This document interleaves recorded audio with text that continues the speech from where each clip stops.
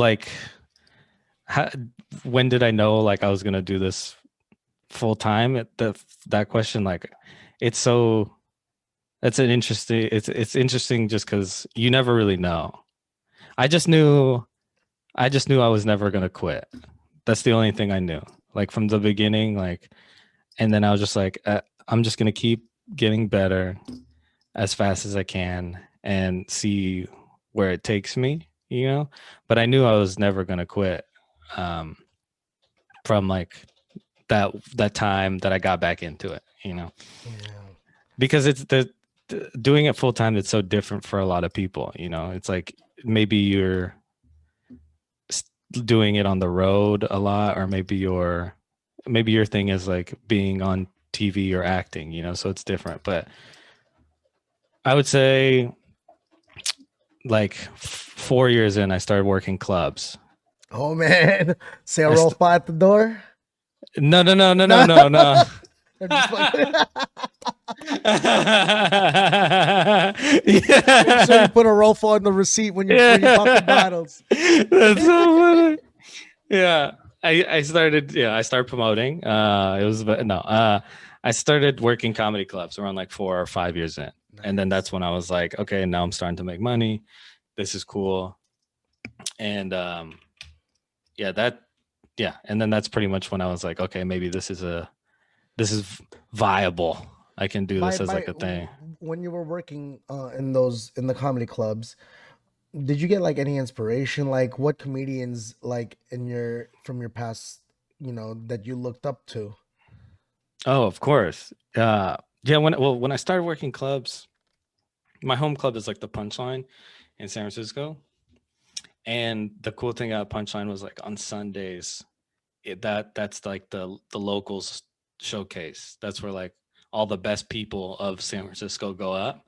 A lot of times it wasn't any like famous. Sometimes famous people would drop in, but it was like the people who were the best that surrounded you, that Yeah, you the would see, community. the community. And that was really fun to watch because then that also gave you something to like look forward to. Like, Because you wanted to be that. yeah, yeah. And the process for that is insane. Like to get up there, it's like a lot of you have to wait 6 months to a year of just sitting there. Like you don't even go up, you just sit there and watch. Then like one day the booker will be like, "You want to go up?" And then it's like, "Oh yeah, okay, I guess I'm ready." They won't even tell you. They go up to you right there, and they're like, "Can you go up next?" And then you're like, Damn. "I guess I got to do it." And And you then, either take the chance or you don't know when you're gonna get that next or you might not even get it because then that's like, it's like we tried to give it to you and you didn't want it, so too yeah, that's bad. true. Yeah. Damn. But then I'd see like, so I'd say like a lot of the influence from me were just like the people who I was like who I'd see on those nights. You know, obviously like I look up to like Joe, like Joe Coy, like who else? Like Michael Che, Chappelle, all those. Chappelle's the Um, goat. yeah, yeah, and like who else? Like Tig Notaro, like just there's a lot for sure.